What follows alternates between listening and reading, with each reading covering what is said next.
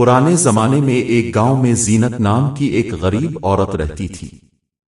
اس کا خاوند اب اس دنیا میں نہیں تھا اور وہ اکیلی اپنے 2 بچوں کو پال رہی تھی۔ جھونپڑی ٹوٹی پھوٹی تھی، چولہے میں اکثر دنوں آگ نہیں جلتی تھی۔ لوگ اسے کبھی کبھی اناج دیتے مگر اکثر اس کے بچے بھوکے سو جاتے تھے۔ ایک دن بچوں کی بھوک برداشت نہ ہوئی تو زینت جنگل میں لکڑیاں کاٹنے گئی تاکہ بیچ کر کچھ کھانا لے آئے۔ وہاں اس نے ایک پرانا پیڑ دیکھا جس کے نیچے ٹھنڈی ہوا چل رہی تھی۔ تھک کر وہ وہیں بیٹھ گئی اور آہ بھری، یا اللہ، کوئی میری مدد کرے۔ اچانک درخت کے تنے سے روشنی نکلی اور ایک خوبصورت جنزادی اس کے سامنے کھڑی ہوئی۔ اس کی آنکھوں میں عجب جادو تھا اور بال ہوا میں لہرا رہے تھے۔ اس نے کہا، اے عورت، تمہاری آہیں آسمان تک پہنچ گئی ہیں۔ میں جن زادی ہوں اور تمہاری مدد کرنے آئی ہوں۔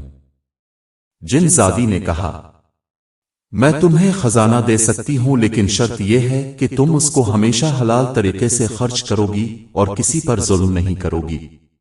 زینت نے فوراً کہا، میں غریب ہوں مگر لالچی نہیں، جو ملے گا بچوں اور غریبوں میں بانٹوں گی۔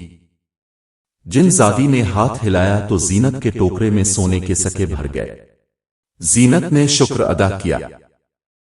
گاؤں واپس جا کر زینت نے سب سے پہلے اپنے بچوں کو کھانا کھلایا، پھر باقی سونا تھوڑا سا اپنے پاس رکھا اور باقی گاؤں کے ضرورت مندوں میں بانٹ دیا۔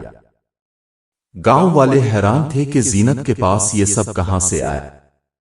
کچھ نے حسد کیا مگر زیادہ تر نے دعا دی۔ زینت ہر روز تھوڑا تھوڑا سونا لاتی اور سب کے ساتھ بانٹتی رہی۔ ایک دن گاؤں کی ایک اور عورت، رقیہ، جو ہمیشہ حسد کرتی رہتی تھی، اس نے زینت سے پوچھا، یہ خزانہ کہاں سے آتا ہے؟ زینت نے راز نہیں بتایا، مگر رقیہ نے اس کا پیچھا کیا اور جن زادی کو دیکھ لیا۔ رقیہ نے جن زادی سے کہا، مجھے بھی خزانہ دو۔ جن زادی نے کہا، شرط ہے کہ اسے دوسروں کے ساتھ بانٹنا ہوگا، مگر رقیہ نے جھوٹا وعدہ کر لیا۔ خزانہ ملتے ہی وہ لالچ میں ڈوب گئی اور سب کچھ اپنے پاس رکھنے لگی۔ اگلی صبح اس کا خزانہ پتھروں میں بدل گیا اور وہ روتی رہ گئی۔ دوسری طرف زینت کی ایمانداری اور سخاوت کی وجہ سے گاؤں والے اسے عزت دینے لگے۔ وہ سب کی دعائیں لینے لگی اور اس کی جھونپڑی خوشیوں سے بھر گئی۔ جن زادی نے جاتے وقت کہا، یاد رکھو، دولت اصل نعمت نہیں، اصل نعمت دل کی سخاوت اور نیت کی صفائی ہے۔ زینت نے اللہ کے آگے سجدہ کیا اور شکر ادا کیا۔